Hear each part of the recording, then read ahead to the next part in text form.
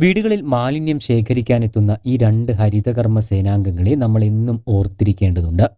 കാരണം ഇരുവരും ചെയ്ത ധീരമായ പ്രവൃത്തിയിലൂടെ തിരിച്ചു കിട്ടിയത് ഒരു 13 വയസ്സ് മാത്രം പ്രായമുള്ള പെൺകുട്ടിയുടെ ജീവനും മാനവുമാണ്.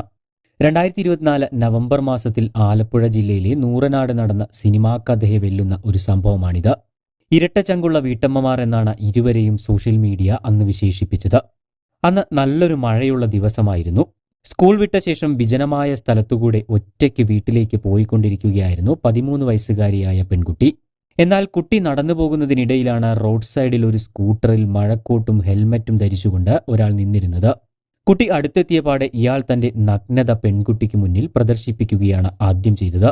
തുടർന്ന് അവിടെ മറ്റാരുമില്ലെന്ന് മനസ്സിലായതോടെ പെൺകുട്ടിയെ ഇയാൾ ബലമായി പിടിച്ചു വലിക്കുകയും തൊട്ടടുത്തുള്ള ആളൊഴിഞ്ഞ വീട്ടിലേക്ക് കയറ്റാനായി ശ്രമിക്കുകയും ചെയ്തു. സമീപത്ത് നല്ല മഴയായതിനാൽ ആരും തന്നെ ഇത് ശ്രദ്ധിച്ചിട്ടുണ്ടായിരുന്നില്ല.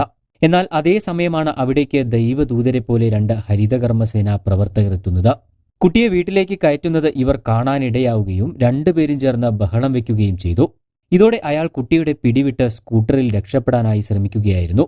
സ്കൂട്ടർ എടുത്തു പോയതോടെ ഹരിതകർമ്മസേനാ പ്രവർത്തകരായ മഞ്ജു സ്കൂട്ടറിലും ഷാലി ഹരിതകർമ്മസേനയുടെ ഇലക്ട്രിക് ഓട്ടോയിലും യുവാവിനെ പിന്തുടരുകയായിരുന്നു. തുടർന്ന് പറയംകുളം ജംഗ്ഷനിൽ സ്കൂട്ടർ ഒതുക്കിയ യുവാവിനെ മഞ്ജു പിടിച്ചു നിർത്തിയെങ്കിലും തള്ളിയിട്ട് സ്കൂട്ടർ ഓടിച്ച് അയാൾ രക്ഷപ്പെട്ടു. താഴെ വീണ മഞ്ജുവിന് ചെറിയ പരിക്കും പറ്റിയിരുന്നു. ഇത് കണ്ട പുറകെ എത്തിയ ഷാലിയും ഒട്ടും പതറാതെ ഓട്ടോയിൽ യുവാവിനെ പിന്തുടർന്നു. പാറ ജംഗ്ഷൻ പിന്നിട്ട് പടനിലം ജംഗ്ഷനിൽ എത്തിയപ്പോഴേക്കും ഷാലിയുടെ ഓട്ടോറിക്ഷയുടെ ബാറ്ററി ചാർജ് തീർന്ന് നിൽക്കുകയായിരുന്നു. ഇതോടെ ഷാലിയും അവിടെ നിന്നും മടങ്ങി. തുടർന്ന് 3 ദിവസങ്ങൾക്ക് ശേഷം ഇതേപോലുള്ള ഒരു സ്കൂട്ടർ നൂറനാടുള്ള ചായക്കടയ്ക്ക് മുന്നിലിരിക്കുന്നത് കണ്ട് സംശയം തോന്നിയ മഞ്ജു മൊബൈലിൽ പടമെടുക്കുകയായിരുന്നു. തുടർന്ന് ഇത് പോലീസിന് കൈമാറുകയും ചെയ്തു. ഇതിനിടയിൽ ഒരു ദിവസം പെൺകുട്ടിയുടെ പിതാവും സ്കൂട്ടറിൽ വരുമ്പോൾ വഴിയിൽ വെച്ച് പ്രതി സ്കൂട്ടറിൽ പോകുന്നത് കണ്ട് ഇയാളെ പിന്തുടരാൻ ശ്രമിച്ചപ്പോൾ സ്കൂട്ടറിൽ നിന്നും വീണ് പരിക്കേൽക്കുകയും ചെയ്തിരുന്നു.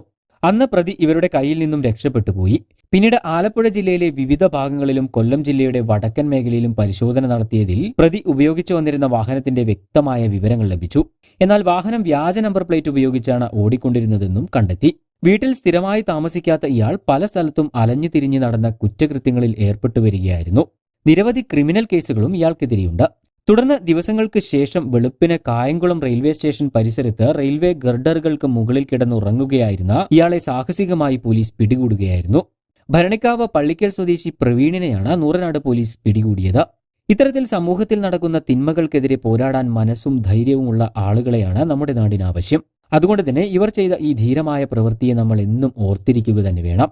ഇത്തരത്തിൽ നിങ്ങളുടെ മനസ്സിൽ തങ്ങി നിൽക്കുന്ന സംഭവങ്ങൾ ഇവിടെ കമന്റ് ചെയ്യാനായി മറക്കരുത്.